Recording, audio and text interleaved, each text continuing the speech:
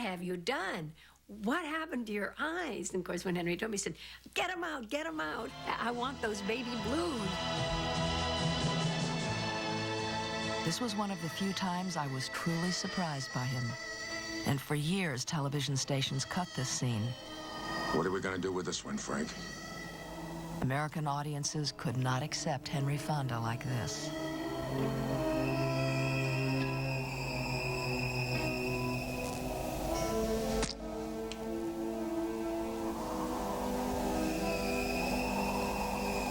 Now that you've called me by name,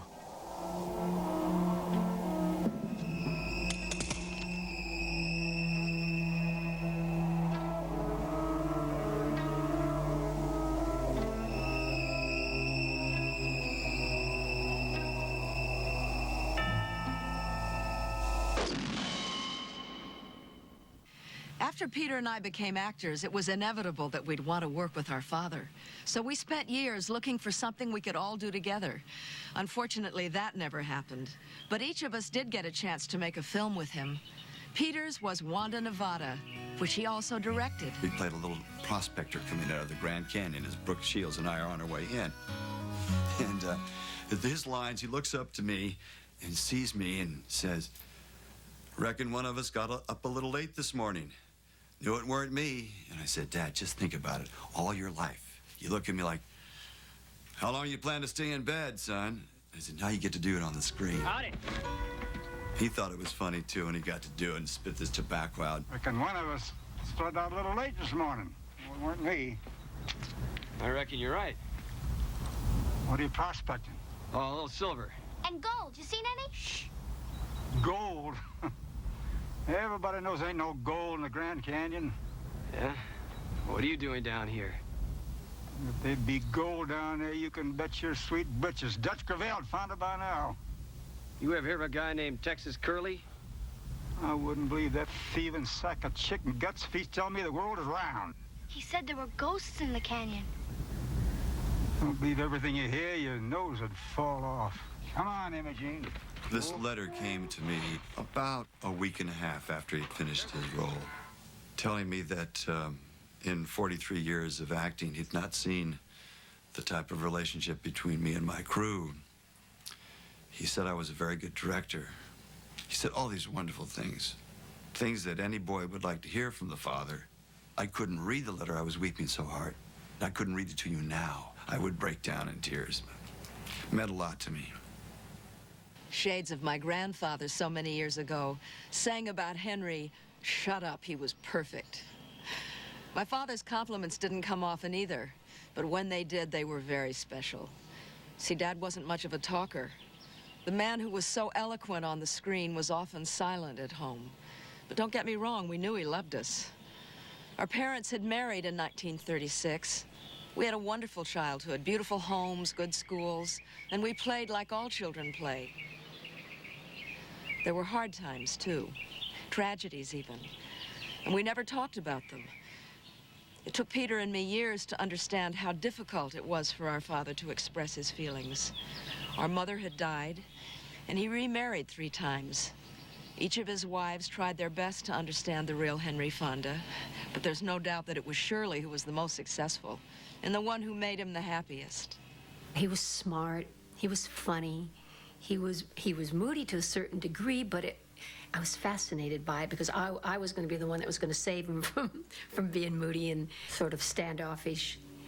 But I really feel one of the things I did, I really believe I did, was to try and keep the family even closer.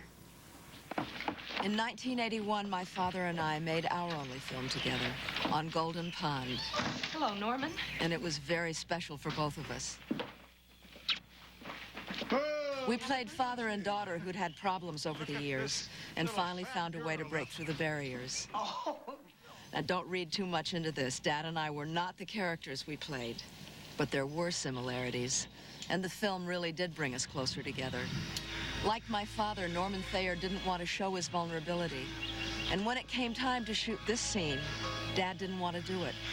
It was too close for comfort. Well, Henry had a heart problem, sometimes he wouldn't remember. And that scene bothered Henry because he did run in that forest and he did get lost. And it was a scary scene. Listen to this. He moved me so deeply. What he expressed when you play a scene with him was the absolute truth. I should call. I can walk. Is that why you came rushing back here to read those goddamned ads? I always felt that every single minute, every scene, he was not careless. He knew absolutely what he was doing. You want to know why I came back so fast? I got the end of our lane. I couldn't remember where the old town road was. One little way in the woods, there was nothing familiar, not one damn tree. It scared me half to death. That's why I came running back here to you. See your pretty face. I could feel safe. I was still me. I'm sure he'd given the character a great deal of thought. And the relationship a great deal of thought, as indeed I had. You're safe, you old poop. And you're definitely still you. Dad had always admired Catherine, but they'd never worked together before. It also gave me the chance to work with her. And she knew how nervous I was, having to say words to my father that I never said to him in real life. I used to watch all her scenes with him because she would ask me to. I figured that they didn't really know each other. And I think that through this picture, Jane felt that she knew him. Norman, I want to talk to you. Well, it seems to be the problem. There's no problem. I want to talk to you. I think that maybe you and I should have the kind of relationship that we're supposed to have. What kind of relationship is that? Well, you know, like a father and a daughter. Yeah, just in the nick of time, huh? Worried about the will, are you? Well, I'm leaving everything to you except what I'm taking with me. Just stop it. I don't want anything. It seems that you and me have been mad at each other for so long. I didn't know we were mad. I thought we just didn't like each other.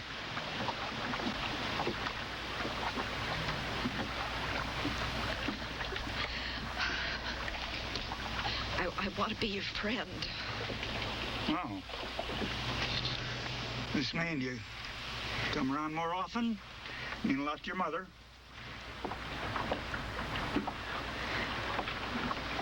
I'll come around more often. No. My father always said he was thankful to have lived long enough to play that part. And when he received an Oscar nomination for Best Actor, he said, typically, "Ain't I lucky?" It was just after the Academy had awarded him an honorary Oscar the previous year, presented by Robert Redford. But he'd never won for Best Actor. On the night of the ceremony, he watched from home, too weak to attend. Sissy Spacek opened the envelope. And the winner is Henry Fonda.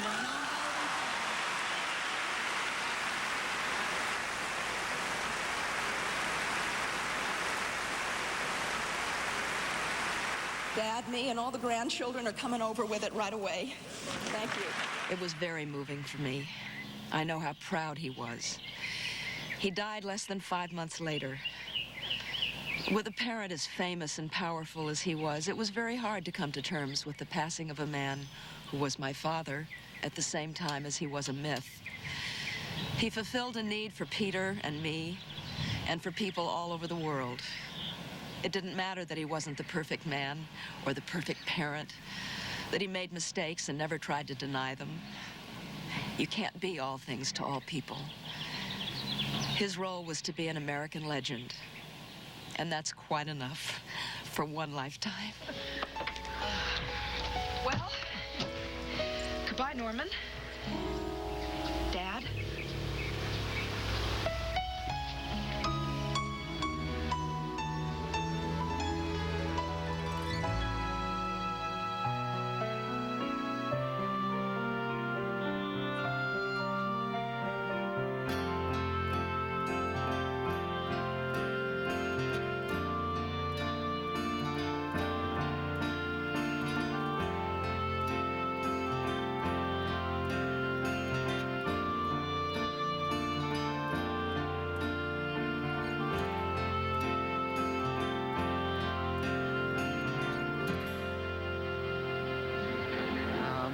Sit by my side if you love me.